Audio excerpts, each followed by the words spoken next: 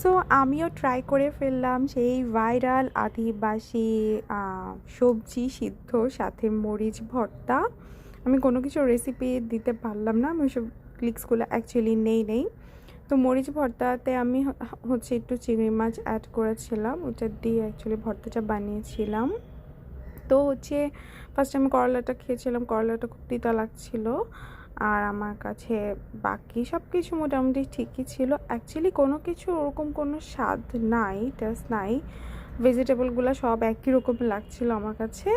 আর যখন আমি মরিচ ভর্তাটা দিয়ে খাচ্ছিলাম, জাস্ট মরিচ ভর্তার আমি টেস্টটাই পাচ্ছিলাম, আর সব কিছু অনেক প্লেন লাগতেছিল।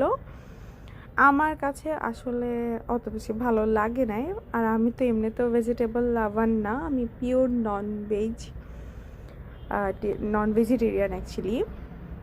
সো আমার কাছে এইসব ভেজিটেবল তো এমনিতেই পছন্দ না, তার মধ্যে এই সবজি সিদ্ধ ওইটা তো আমার আমার অ্যাকচুয়ালি ডাইজেস্ট হওয়ার কোনো প্রশ্নই আসে না। তারপরেও জাস্ট ভর্তাটার মধ্যে একটু চিংড়ি মাছ দিয়েছিলাম বলে তাও মনে হয় একটু খেতে পারছিলাম, আদারওয়াইজ নো।